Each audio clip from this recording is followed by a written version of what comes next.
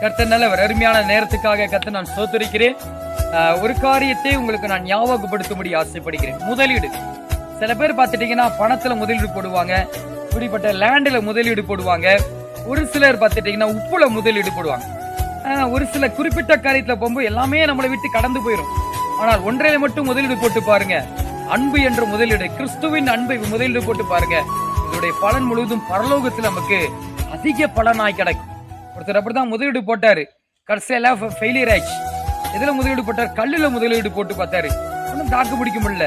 உங்க முதலீடு முழுவதுமே அது பல நூறாக பலன் கிடைக்கணும்னா அன்பு என்ற கிறிஸ்துவின் நாமத்துக்குள் போட்டு பாருங்க.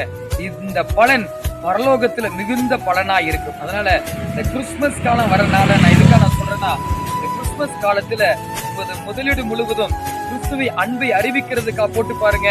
கர்த்தர் பரலோகத்திலிருந்து உங்களுக்கு பலனை தருவார். கர்த்தர் நல்லவர்.